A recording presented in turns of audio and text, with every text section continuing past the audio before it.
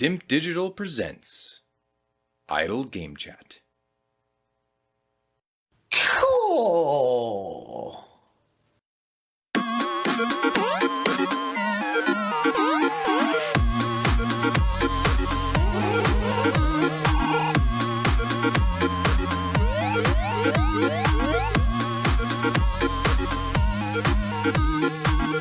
Hello, Apps here from Dimp Digital. Welcome to another edition of Idle Game Chat. This is Dimp Digital's flagship video game podcast. We mostly give our impressions of the games that we have been playing lately. Sometimes actually we speak about the months after the fact. So don't always take that as complete gospel. As usual, this is a little intro segment to get us into the main impressions, which will be coming very, very shortly. However, we are on the brink of a bank holiday break. It'll be Easter break this coming weekend, for those of you that are listening to it on time, which means there will be no podcast next week or this coming week and into the Monday, which is when it drops on the free feed. So don't expect an episode then. We will be back the following week. And then I think as we get into May, it starts to get a little bit... there's a couple in May, at least one, and then we're off to August again. But, you know, look it up if you're not from the UK. If you are, you probably know all this anyway. But we do not do a podcast when there is a bank holiday.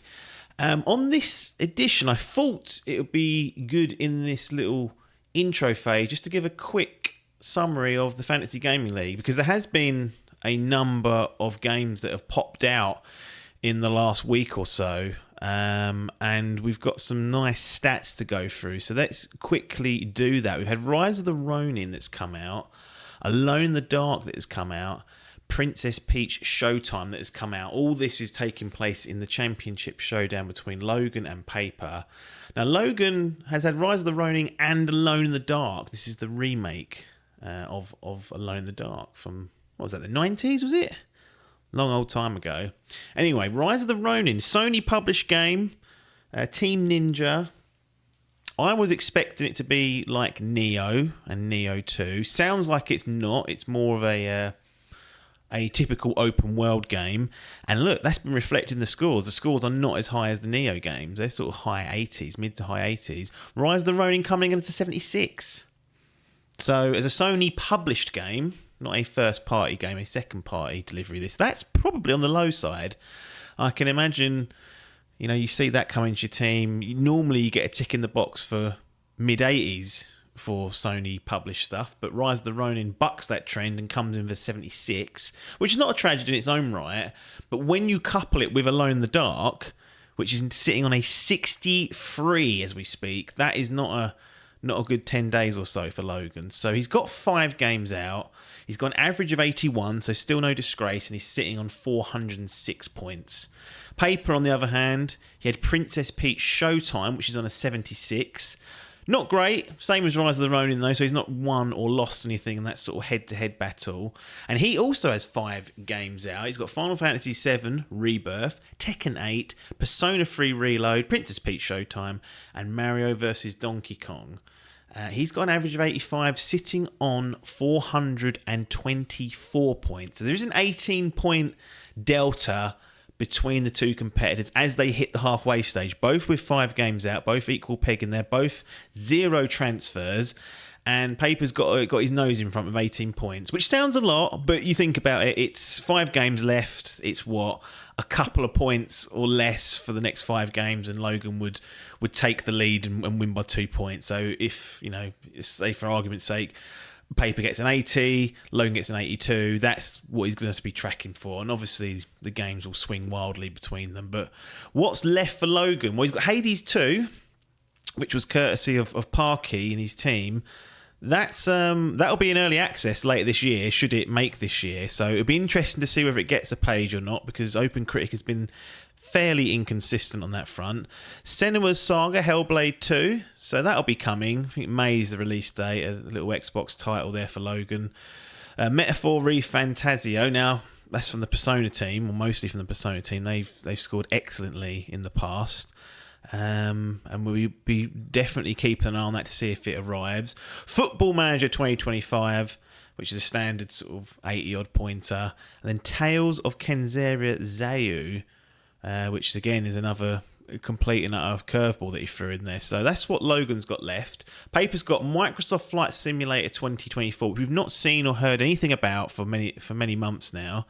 Concerning that's not been put as part of Xbox's roadmap just yet. We've seen the likes of Indiana Jones. We've seen, obviously, Hellblade, which we spoke about, and some other titles that they're going to be dropping. Flight Sim hasn't been mentioned in that gaggle, so it may be coming later. It may be having its own separate kind of showing. The fact that it's called Microsoft Flight Sim 2024 probably means they're likely to hit it, but you never know. It might become Flight Sim 2025, so that's again one to keep an eye on. Paper Mario: The Thousand Year Door, Black Myth: Wukong, Elden Ring: Shadow of the Erdtree, and Braid Anniversary Edition still MIA. So that's Paper's last four, and like I say, he's got an 18-point advantage in the showdown. In terms of who got stung, who got stung, let's just call it what it is. Alone in the Dark was a stinger. That went into Adkins' team, which is not ideal for him. So he's got the 63 sitting on his team. I must say with Alone in the Dark, there's a little bit of controversy because there's 2 pages up on OpenCritic. They've got Alone in the Dark and they've got Alone in the Dark 2024. Both seemingly the same game, both seemingly the reviewing the same title, just that for some reason someone in the back end hasn't done that and they've decided to put 2 pages out. So at the moment, the 63 represents the page with the highest amount of reviews on there, and also it has the correct release date. I imagine they'll merge them together once someone figures that out, and it might bring the average up a little bit, because I think it's a 68 on the other page, which has only got 7 reviews compared to the 100 or so with the 63. But Adkins unfortunately stuck with that, so that's not going to do him any favours. Hall ends up with Princess Peach Showtime, lands himself a 76. That's his second game after Dragon's Dogma 2, which also came out in the last couple of weeks, sat on 89. So not a terrible start from Hall. He also made a transfer. He transferred in Football Manager, F1 Manager 2024. So he'll be looking forward to that. He had a blank, so he didn't have to sub anything out, which is up to him. Salmon made a transfer. He got rid of Nightingale and transferred in Stellar Blade, which looks to be a timed exclusive for PlayStation, getting some controversy about how the character looks on that particular one. So it'll be interesting to see how the reviewers take to that. Will that be brought up? Will that bring the reviews down, or will the game just not be very good? I mean, they accidentally released a demo of that not long ago and had to pull it off the PlayStation Store, so who knows with that one. And then Biff ends up with Rise of the Ronin in 76. He has now got 8 games out, average of 73, 587 game point score. So not a great average. If we look across the averages for everyone else, Adcock's on an 84, Salmon's on an 83, Adkins down to a 79, Hall on an 83, Parky on a 78. So he's a long way off Biff, and he's only got 2 games left to boost the numbers. One is Warhammer 40k Space Marine 2, which might be in a bit of a pickle because of the whole Embracer type thing that's been going on. And then Open Roads, which is due out very soon, I believe. So he will have a complete list, you'd think, unless something goes wrong with Warhammer 40k Space Marine 2. But that's a quick rundown of what has occurred in the month of March, it'll be. There's still a few days left, actually, so there might be another transfer and a few other games. I'll try and get these updates in sparingly as and when it seems appropriate. In terms of what we've got for the remainder of this episode, you're going to get treated to Metroid Prime Remastered. This was the Switch remaster that came out last year in 2023, scored insanely high with the critics. I think it originally came out in the year 2000 or 2001. It's a very old game, but they updated the controls, they updated the graphics, obviously the control scheme's completely changed, so it feels like a modern kind of twin stickish first-person game. You know, you move the camera with the right stick, you move your character with the left, you strafe around, R2 to shoot, all that good stuff. So yeah, I give you my opinion on that. Spoiler alert, I wasn't overly impressed. It felt very old and archaic in certain aspects. It's not just for the backtracking, it's other things as well, particularly with the combat. But this is a gem of a game. It's one of the greatest of all time, some will tell you, but I just don't think it does hold up as well in 2024. Anyway, I'll shut up now. I'll pass over to Logan and myself as we close out with Metroid Prime Remastered. As usual, we'll see you on the other side.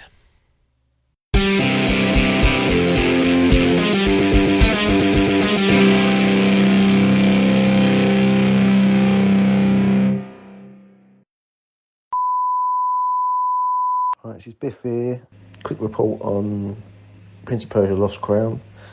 Surprised how much I enjoyed it. Was really good. Combat was quite good. Traversal was quite good. Getting new moves. Reminded me a little. I mean, it's not really like how I played it on PS2, but I can sort of see the similarities. But it's obviously a different game, a side-scrolling sort of game.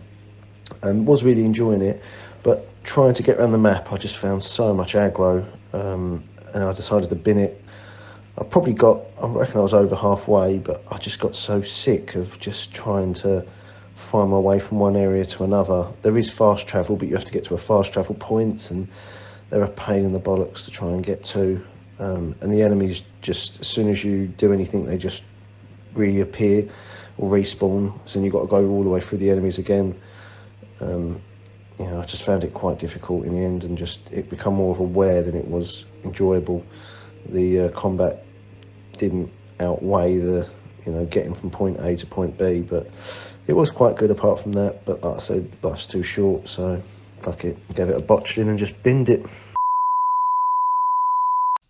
Here we are then, back with some game impressions to close out this edition of Idle Game Chat. Got apps here alongside the FGL. I assume you'll be the FGL champion still when this airs, but it could be many months down. There's no guarantees at this level. No guarantees it'll ever air either. Something might happen. Might get caught out. Adkins might finally finish the game like he said he was going to do about 8 months ago and never did. He bottled it, and then, yeah, we'll see what happens. But this is Metroid Prime Remastered. Mm-hmm. And in a shock move, Logan did not play through Metroid Prime Remastered. I can't believe this didn't get you to get your Switch out, if I'm honest. I thought you'd be all over this. Very little gets me to get that out these days. Yeah, it's not easy. But this is a very... it's an important game. It was an important game, I should say, back in the day. And then we got a remastered version coming on the Switch in 2023. Got a 94 on OpenCritic. So numbers. One of the best games reviewed that particular year. And I'd always wanted to play this. I tried originally to play it on GameCube. Just couldn't tolerate the game back then. The controls were a bit old and all that sort of jazz. And I was playing on I was playing on the Wii. I was playing the GameCube version on the Wii. That's what I was up to, and it wasn't a good way to play it. So when I heard that they're going to do Metroid Prime Remastered, first of all, I thought, where's 1 and 2? 2 and 3 as well. They've just been cut from the trilogy, but whatever. Maybe they'll release them later on down the line. Maybe they're already out in a shock move again, dating things. But I was pleased. I thought this was an opportunity now to sort of correct a mistake in the past, something that got left half finished, quarter finished even. I don't even remember how far I got into it. And I picked this up with great anticipation. Kind of a bit frightened because it is an old game. And I don't think people are correctly calling out what that means. 2002 this came out. And therefore, it has potential to have some real hangovers from that period. Now, a remaster, you get the opportunity to clean that shit up. But did Metroid Prime Remastered? I guess we'll find out. I'll hand over to you. I've got a product overview page if you want to hear that, or you can just go off on that. Do that then. Yeah. Calm and capable, Samus takes on this solo mission, but she is far from alone. Step into her boots as you navigate the winding paths and interconnected environments of an alluring yet dangerous alien planet. Use powers like the signature Morph Ball and Grapple Beam to access hard-to-reach areas and find a path forward. With revamped graphics, sound, unlockable art, and updated control schemes, Samus's 3D debut has reached even greater heights. Use new dual-stick controls innovative motion aiming. Revert to classic controls or opt for a hybrid option, whichever you prefer. Quite like that. It sort of gives you a real brief synopsis of what's going on, but then goes into what is potentially different. And yeah, trying to go back to the old controls, I think it's one of those ones where you'd use the triggers to turn like a, like a, what's the name? GoldenEye. GoldenEye was like that, and there's a lot of games like that. It's how it was kind of done, and then once the analog sticks come out, it replaced that need because you could move the camera with the right stick. Still took Medal of Honor. Well, they used to do that as well, did it? No, well, I think Medal of Honor were the ones that kind of pioneered it on the PS1 a little bit. And then Call of Duty refined it, and then it's been widely adopted in every other game since. But I do remember playing games like that, and it was just weird. You sort of go like that, and you'd sort of have to turn at right angles. Made it really tricky. Yeah, and so the control schemes are a bit of a godsend here because it does like it on the new. I just use the modernised controls. I didn't piss around with any hybrid nonsense, and they are slick. You know, they're very, very good. So the only thing I had problems with is this issue I've raised before. Is that someone at Xbox and Nintendo, someone's got to say, like, I'm going to have A, B, X, and Y, and you're going to have to find something else because, again, switching from an Xbox game caught me out several times. And Nintendo still often use... I can't remember what way around it is, but I think it's circle, or what we'd call circle or B, or whatever it might be. Yeah. They use that to go forwards or backwards. And it's the other way around to sort of what Western games have done. I think Sony used to do it, and have since sort of gone, well... No one's buying these consoles in Japan, so let's just go with what we need. But this, every time I bring up that Switch, for the first number of hours, I'm flapping around trying to figure out how it all works. It just doesn't feel natural, annoying. Yeah, it's an annoyance for me whenever, and it's another reason why I struggle to pick it up is because it's just like you can't just pick up and put it down because you spend the first 2 hours. Or the 2 hours that you've got when you can pick up and put down, remembering buttons and getting annoyed with that. So but that is not Metroid Prime's fault, is it? Really? No, but, you know, I feel like they should be going to Nintendo saying, let's sort this out. Sort it out. They're not solving it, but they're not adding to the issue. No, absolutely not. Right, so do you want me to tell you what I think this game is? Go on. Nintendo's version of Halo. If only, I'd say in some aspects, because the weakest part of the game is the combat. Straight into the weaknesses. Let's do it. Well, it has obviously. Yeah. It's not really a combat-focused game, but there is a lot of it.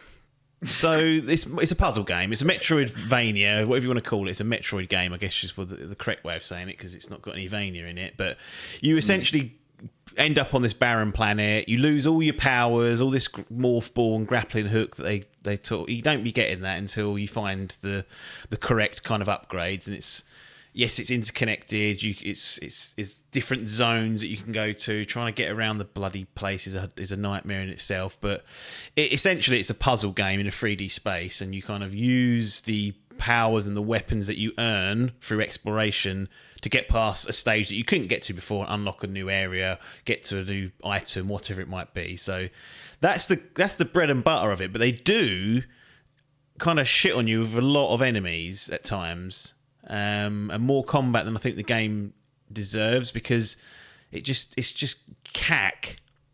Like, it really is just absolute diabolical shit, the combat in this. Like, it's so... They have not sorted that out then. No, they haven't. It just isn't very good, and there's no other way to describe it. I can't put my finger on what it is. It's an old game, so I don't expect it to be good or great, but 100% in 2024 especially, a huge weakness of this is the combat is just an absolute stinker. They've got some good ideas on the boss fights, but they become tedious because, again, the controls and the accuracy that you don't have as using the weapons that you're allowed to use just makes those a complete stinker. And what really tops it off at times is the manual saving. There's no auto save in this game, so it's all manually saved, and that can really bites you in the arsehole. Like if you like save points, or is that you just have to save it at certain points whenever you like? No, you have to go to specific save points as well. So you will be trudging through new zones that you've not explored. I think the most progress I lost was 45 minutes. That's a gut wrencher, isn't it? Yeah, I was fuming. And again, shit combat is what contributed to that. And then, the save point just compounded my absolute rage in that moment. I was going to say, I would have loved to have been a fly on the wall at how fuming you were when that happened. Yeah. So by saying you said it looks like Nintendo's Halo, I say, if only the combat was as good as what Halo was back then, because that really was a way to do it on a first person level. Now, this wasn't the design of the game. It's out there doing other things that Halo simply didn't do, but that is it's a huge weakness considering how much they lean on you and expect you to do in terms of combat. It's just, I forget it's not called Metroid, and there was no Metroidvania about it. Like, is it essentially a combat game then? Like, if you actually just step back from it, out of that genre. No, it's one part platformer, 3D platformer. So you need to have your wits about you there, jumping from platform to platform, looking for ledges, etc. It's another part puzzle solving, and it is another part. It's sort of like they're obviously blended together, but it's those three pillars. Because there's not really loads and loads of combat when you look at the grand scheme of the game, but there's enough for it to get in the way, and it will put you in situations where you have to fight. So it's not like one of these games where it's like, I can avoid it or I can run away. Like, you're squishy, so running away is a real risk. So they sting you in the back. That's it. You'll be going down pretty quickly. But I think it'd be unfair to call it a combat game because it does have, you spend so much time exploring out of that and doing other things. Yeah. It's just that it's a core component of it though, and it's very weak. So it stands out as an annoyance when you get asked these sort of questions. Has that always been the way with it? Like, even back in 2000 and whatever, when you said it come out, was it 2002 you said? Yeah. That is old, isn't it? 22 years. Nearly. Yeah. I mean, so I've played Super Metroid, which was back in the 90s. That one was out. Recently, in the last 3 to 5 years. And that's a 2D game. Combat there is on a 2D plane. So actually, it's hard to get that wrong. Really, like, and it doesn't really get it wrong. It's like it's every 2D shoot you've ever played. The transition to 3D, obviously, it scuppered them slightly, but the older ones were 2D. This was the first 3D effort at it, so it's always going to come with some level of teething pains. But for whatever reason, people just seem to give this aspect a complete pass because at the time it was no doubt doing something unbelievable with Metroid being transitioned to 3D, but in 2024 and 2023 when this come out, the fact that people can sit there and look you in the face and say yep and sign that off is talk me through it. Talk me through, like, I know you said you can't really exactly put your finger on it, but just give me an example of why it's so weak, I guess, or what makes it frustrating. I think one, that you're so squishy. Right. And your health packs aren't really abundant, so you take damage and you're kind of stuck with it for a while until you find like a specific area or a little save point to recharge. I think really one of the main issues is that when your sort of your core weapon, which I think is called the plasma rifle, the plasma gun, fires like these plasma rounds essentially, but they're quite slow. Yeah, do you know what? For some reason, and by the way, I've never seen this game, but I thought bullet velocity might be a problem. And you don't really get, because it's got this modernised controller, you can like move around and do all the stuff you can do in Call of Duty or whatever, but the game wants you to lock on. It's kind of hinged on a lock-on system. So you're constantly pressing left trigger to lock on the enemy and firing, and then once you're locked on, you can kind of use the right stick to sort of precision aim. But by the time you've precision aimed and fired, they're scrambling around. They're doing whatever. They're moving like they should do. They're always out of the way, and you're just constantly sort of going on both triggers, essentially, just hoping that they stay in your line of sight directly long enough that you can put them down. So bullet velocity is definitely one that got up my nose, and I don't know what the solution is to it. I don't think there really is, because I've played games where there's slower firing weapons, but I think because it's coupled with this weird lock-on system that kind of packs you into directly aiming at them, there's still quite a bit of room for error around them, and because they're scrambling around all over the place, like I said, they can dodge out the way quite easily. So I think that's what got up my nose, really. And then when you've got big like bosses coming in, you've got to get this weak point. The lock-on massively helps, but can still catch you out because you don't take a lot of damage. You get like things like missiles that you can upgrade that pack a bit more of a punch, but again, they take a little while to go off as well, so you can miss those. They only recharge when you hit like a little save point or a safe room, whatever you want to call it. So you have to be careful about using those unless you really kind of need to. You can pick up, I believe, bits of ammo do drop occasionally, but it's not a great deal. And you're just kind of left exposed a lot of the time, I found, and you haven't really got many tools to avoid fire other than running and dodging and trying to do that, but then you can't get on the offensive, so it's just not very good. I don't think it's aged very well at all, and maybe it is just those slow little... I don't think they're that slow, but they're slow enough that you fire and it doesn't hit them because they've moved already. And you kind of like, That's a big frustration of mine in first-person shooters, when you go to the effort of like pre-aiming and doing all sorts of different stuff, and then the bullets sort of like are bubbles. You know, like how a bubble moves in the air, and you go, well, why are we like? How are you supposed to hit anything? There's a game that I played a little while ago that kind of did that, and I was like, this is intolerable. How slow this is. It just looks weird as well. I mean, it's not like sluggish, but you just think if you shoot something, you want it to be like. Yeah. It's not. I think it's a charge bit. I think there's different variations you get throughout where you can charge up the rifle as well. You do get other types of weapons as well that are a bit quicker, but still they're just not very accurate. It doesn't matter what you get given; they're always a bit of a struggle. Even if there's a beam or whatever it might be, you know, it just felt irritating to play on that level, and because you're under the pressure of, if I die, I've got to go and redo 45 minutes in one case, then that's just an annoyance I didn't need and don't care for, if I'm honest. So essentially that's just not aged very well there. I don't think so. I don't think having manual saving only is a good way to be doing it. I think there should be the option to... I think you should have the option in most games to save wherever, but I get it in some aspects of like survival horror, but you've got to be fair and offer some auto-saves in there now and again, just to give you...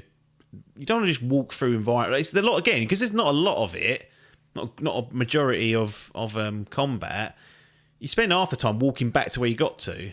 Because getting around this place is, whilst it's fun to sort of open it up and figure out the different routes, it takes fucking forever sometimes going up these lifts. The map doesn't really tell you which lift is going to which zones. You have to memorise that, and often they don't make sense based on where they're located. It's a real pain. So certain areas you can only get to by going through 3 other areas, and then you're kind of like, I've just got to get through this fucking lava land first, not die there, then hopefully I'll get a shot at not dying in the combat part.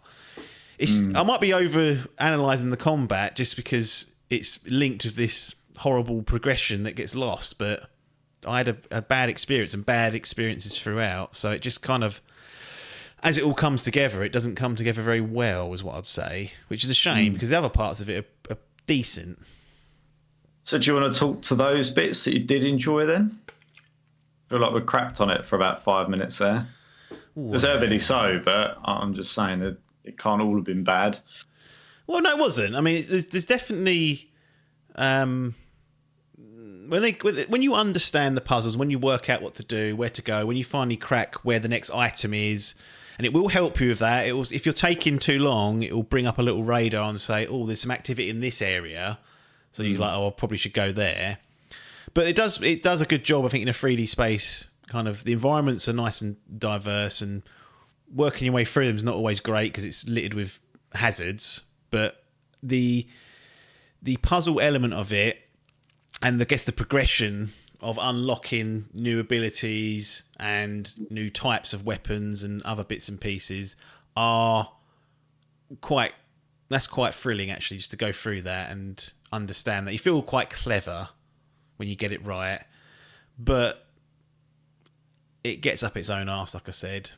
It has these issues. I mentioned the map being, it's garbage. Like it's not up to snuff.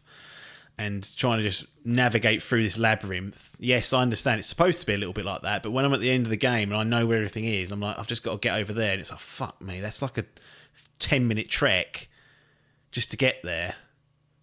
You know, I don't like these fast travels, but if you're going to make it that hard to get to one area over the other, it's going to make me think maybe I've been talking shit all my life. But it's got some issues. As much as I like the idea of it, and I think back in the day, in 2002, I can understand why it's the case. I can't for the life of me why in 2023 people are still clapping it in when a lot of the problems that I've described have been solved. And actually, this reinforced my view that 2D Metroid is better than 3D. And that's going to rattle people's cages, get airs up, get their fucking backs up, that will. But the necks up. Yeah, get their necks up. Necking. I think there's always a balance when remasters are done. I think there's usually a balance when the remasters are done, especially something that old, to not lose the essence of the original game. Now, I fundamentally disagree with this, because I think we've spoke about this before on the podcast around various different games, but your brain lies to you around how you remember the game. Yeah. And you're experiencing it because you didn't know any better at the time. Nope. You didn't know all this stuff that you've got now could and does exist. So you kind of go back to do it thinking, oh, it's going to be this great thing. And then all the stuff that you've come to expect from a modern game isn't there. And you go, you notice all of that and you feel it. And I think it's a bit of a miss when they do some of this. Like, I think it's one thing. Like, I've seen some screen grabs of this, and I think they've done a good job in upping the graphical quality. It looks really nice. It absolutely looks like it doesn't look out of place in in 2023 and beyond. It absolutely looks beautiful. It runs super smooth as well.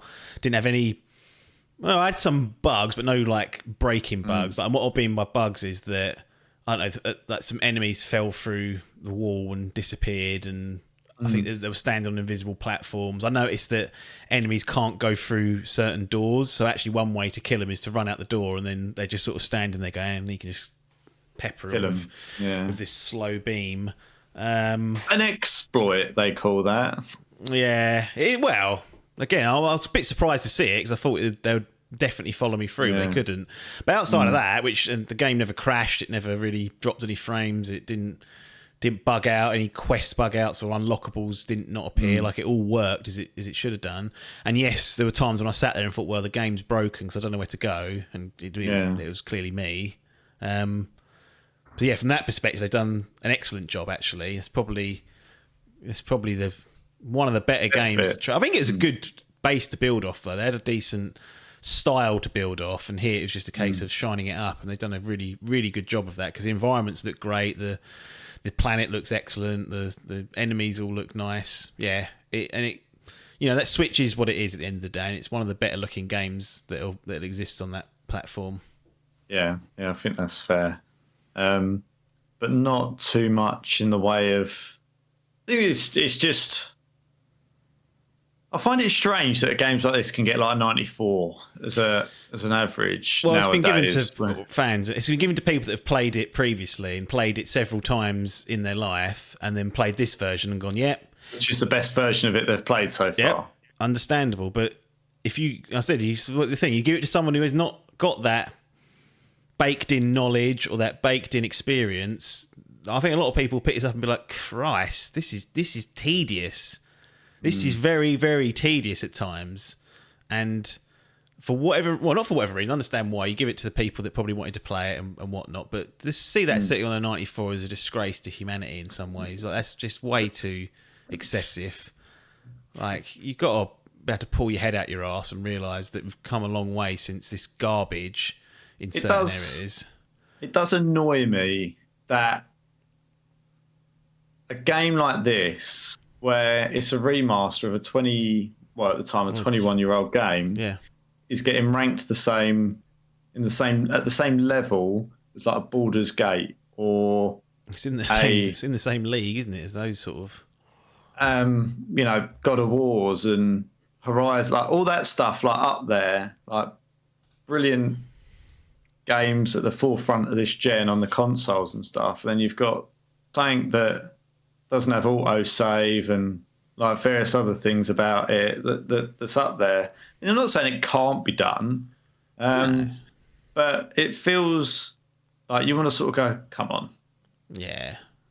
It's because people have given that a 10 then, haven't they, to get that average? More people have given it a 10, they've given it under a 9. So, yeah, that's concerning for these people. I mean, they should all be dragged over the coals. But again, I would be surprised if many people who picked this up today and haven't got that affinity for the original would say, would just tick this off as an all-round success, because it's got issues, like absolutely, especially today when we're spoiled to some extent now, but we've also figured out how things should work and feel. And this just doesn't feel good in certain aspects. And again, I go back to the exploration, trying to get from one side of the bloody map to the other, and that's just ill thought out. That's not even a problem of the times. That's just a bad design choice. Like that's not. We figured that out in 2020. No, you figured that out in the 90s. There were good games back in those days that didn't have toilet navigation and bad design and mapping. So yeah, it's not the slam dunk it's made out to be when you look at that meta score, that open critic score. And sometimes people just need to have a look at themselves in the mirror and actually realise what's going on. Wake up and smell the coffee that it's 2024 now. People Let me read you. Pull thumbs out of us. I don't know if I can tolerate this, listening to this, but go on. Because I need to do this just to get your response. So this is out of a review, right? I was just looking out for it to see what they're fucking spewing out. And it says, one thing that surprised me was that 20 years on, first-person shooters are still largely built around flat plains, straight corridors and ballooning arenas, but Metroid Prime does something different. The world is moulded and organic, with twisted tree roots, curvy mushrooms, and jagged ruins that interrupt deep pools. And that's fun, because a secret could be hidden anywhere, whether you're scanning the room with your visor for clues, trying different ammo types and odd-looking textures, or attempting to roll up an apparent slope perfectly crafted for morph ball tricks. You have to actually feel your way around Prime. It's the most tactile game I've ever played out of VR. Yeah, that's a shame for whoever that is, isn't it? If that's setting the bar. Genuinely, I just had to check that this was the right game that we were talking about. It's interesting, isn't it? It's just, it says here, Metroid Prime has been this is the verdict. Metroid Prime has been one of my favourite games for decades, but I'm still shocked. Stop. At that point, you might as well just eviscerate the whole review and say, there's no point. What are you adding to the conversation other than, I've loved this for decades, my favourite game, and it's still brilliant? Yeah. Fuck but me. It says, I'm still shocked that its bones are so strong. 21 years later, in 2023, Metroid Prime Remastered had to do so little beyond modernising the controls and updating the graphics to become one of the best games you can buy once again. No, because... No. Fascinating, isn't it? Yeah, that's the nonsense that people tie themselves up in with nostalgia. I'm sure there's games I've got it. You're wrong, by the way. I'm not doing this to sort of say what you're saying is wrong. I'm never wrong. I know that.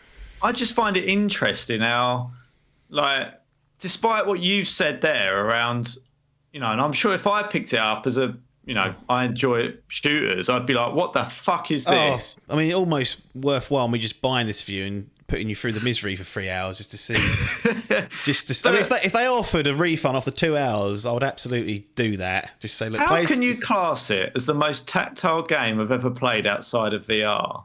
I find that astonishing. Yeah, I mean, and they gave it a 10 and called it a masterpiece. Metroid Prime Remastered honours a lauded classic and brings it up to code, fixing outdated controls and adding a stick coat of polygons and textures that make this masterpiece of a shooter. See, look, they call it a shooter. Yeah, I mean, again, masterpiece of a shooter, shine once more. No, they can't even get the shooting right. So, I mean, look, I will say I've got a huge amount of respect for the game.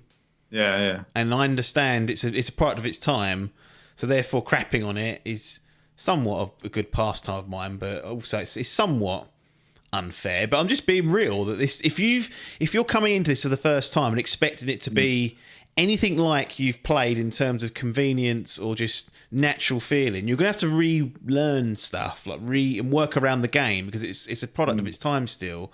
But most of the design holds up, like I said. You know, it is fun to peel this onion away and explore more of the planet and upgrade your web. That is a good or a great part of the game, but it definitely still has issues when you're trying to move around, like I said, and you know the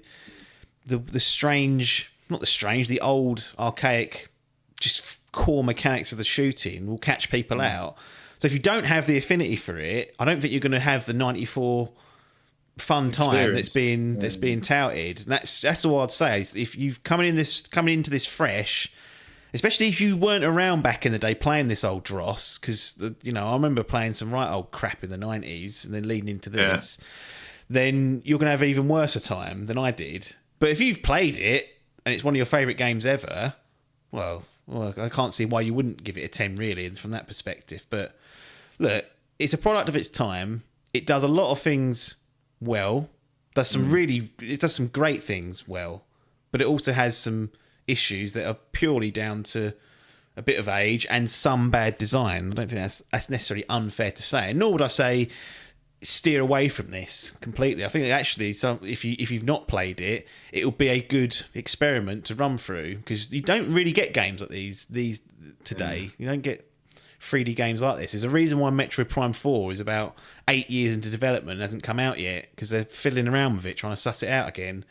So it's a bit of a time capsule job here. They've done what they can with the controls, done about as best they could with that, but the way the game's set up wasn't designed for that in the first place. So you're always going to be fighting this weird, loose feeling combat where locking onto the enemy is vital. And then it's potluck whether they've moved by the time you've got there, or you've charged your weapon, or your wave beam's got there, whatever it might be. It just becomes a struggle. And then, the auto-saving not being there, the manual saving in certain areas will, if you get in a bad spot, compound the misery. And I could see people just getting frustrated and, again, eventually walking away with it. But, I'm not going to turn back the clock and say, oh, that doesn't deserve to have existed.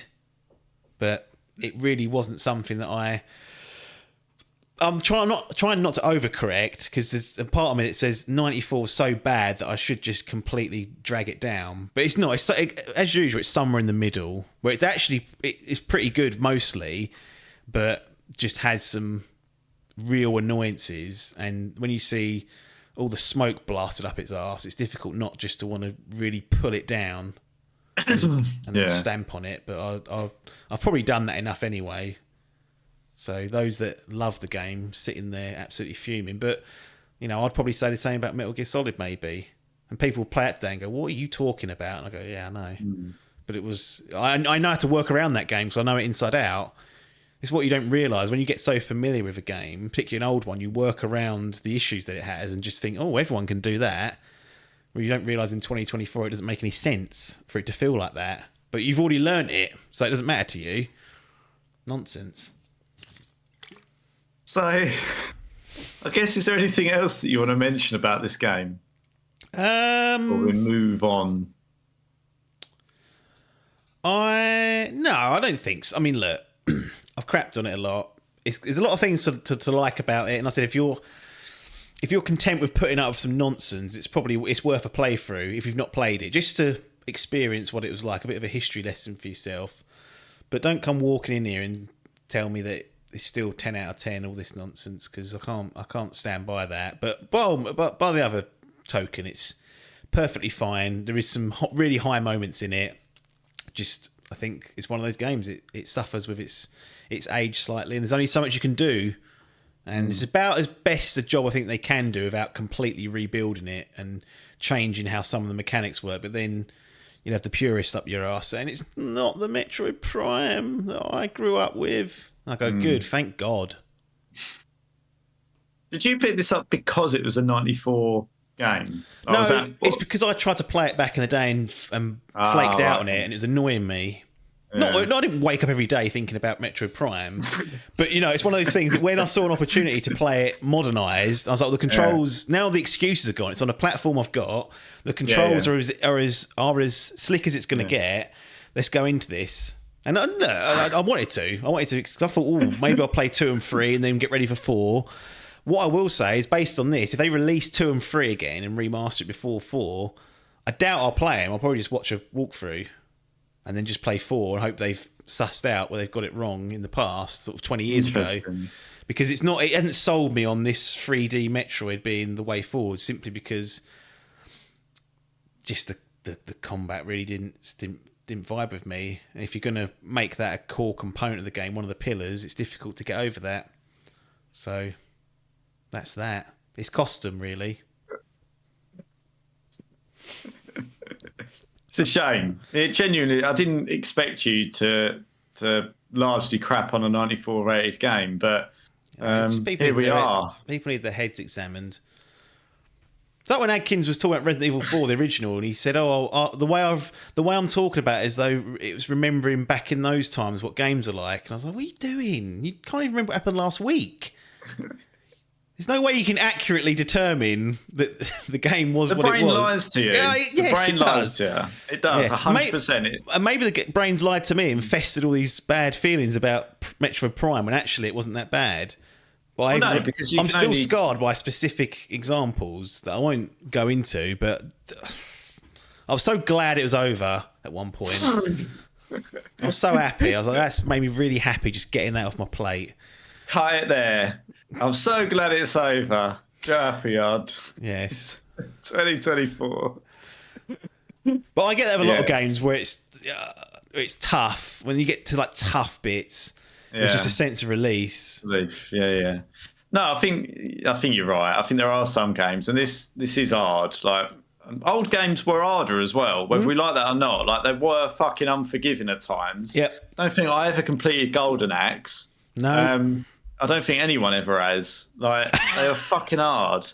So yeah, I think it's interesting that you it's like this bug that's been eating away at you, like a little bug that you had to go back and sort out. Though you're like, I couldn't do it back in the day, so I've been waiting for a remaster, and here it is. And now you're sitting here and you're going, I'm glad it's over.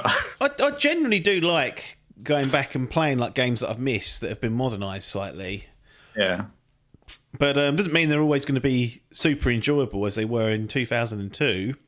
No. Because I've played hundreds of games since then. So with all that baked in kind of experience, it just, the bars, the expectations and the bars of how things should just generally feel and react are different. Doesn't mean different can't be good, but in some aspects, it just shows its age sometimes. And there's the reason some things have stuck and have been added in every game. Yeah. And they've become part of the default makeup of games, is because that inherently makes them better. Yeah. And more enjoyable to play. And I think, I like to think that a lot of this fucking hardness has been pulled out of games because it doesn't make them fucking enjoyable. Like, it shouldn't have to be. Like, there's some games that are naturally hard, right? Yep. And that forms part of it. But they balance that off with, like, other elements and simplicity. Like, if you take Super Meat Boy, fucking hard. Yeah. But it's a completely different sort of hard. I hate hard combat games or, like, unnecessary, like all that sort of stuff just pisses me off. But I think one of the things to say is I don't know if this game's hard, it's just clunky, which makes it harder than it needs to be. And I think that's the point. The strength of the game for me isn't fighting the enemies, and that's never the draw of this game. The draw of the game is the exploration and puzzling and figuring things out and thinking on your feet about how to solve, get to solutions in 3D spaces. That's why people love the game. That's what they focus on usually when they speak about it. But for some reason, there's a significant percentage of the game that is reliant on this combat, feeling like we've got to put that in, and it just doesn't resonate in the year 2024 the way it kind of feels and whatnot. So I think that's the other thing to draw on. The other two pillars of it, like the exploration and the puzzling, is very good. It's just they've got this sort of other part that's tarnishing the whole lot, unfortunately. But 1/3, bringing the other 2/3 down. Yeah, agreed. Yeah. But, you know, that happens sometimes. No game is completely well-rounded and perfect. Yeah. So, how do you want to play this? Because we talked about removing the bin. The bin, as far as I'm aware, is still there. We always go into the gallery now. That's a thing. So, as far as I'm concerned, we'll go in and ask the standard question of where does it go? Does it get in the gallery? Your personal exhibition? Does it get on the wall? Does it go in the bin?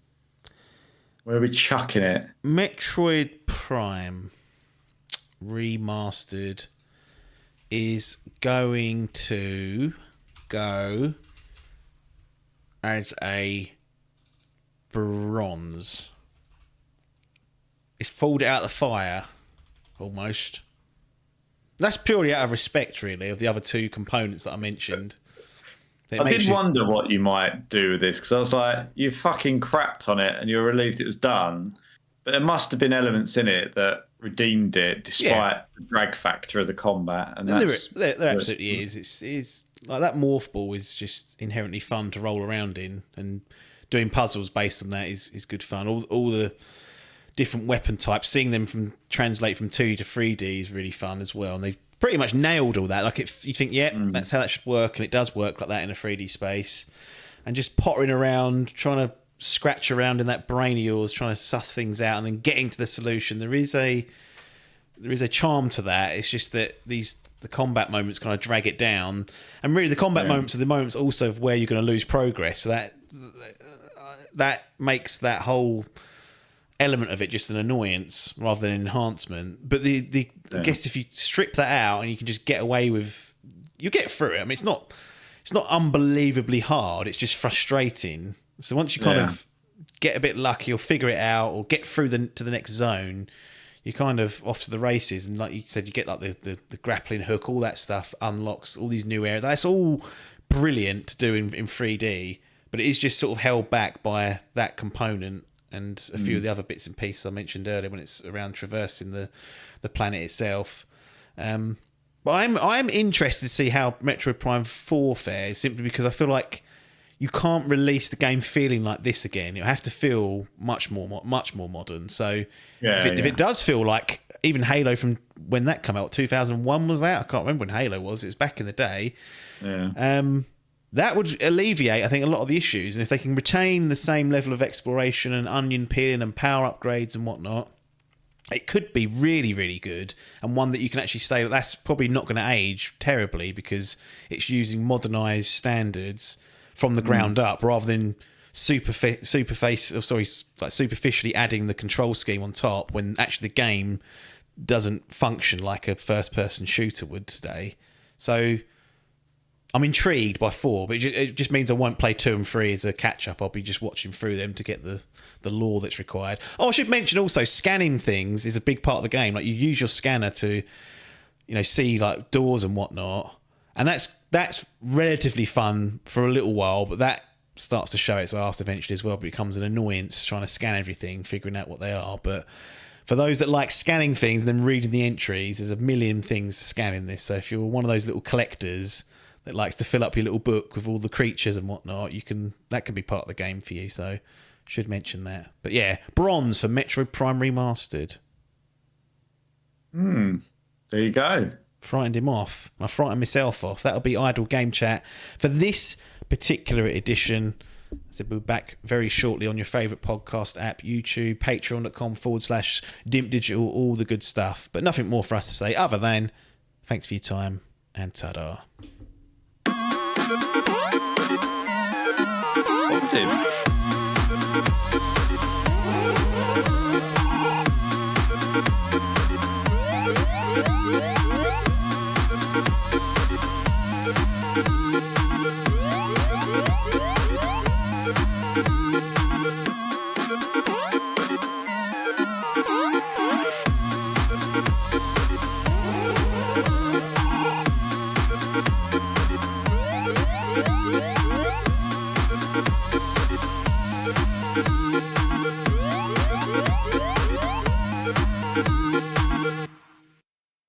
This was a Dimp Digital production.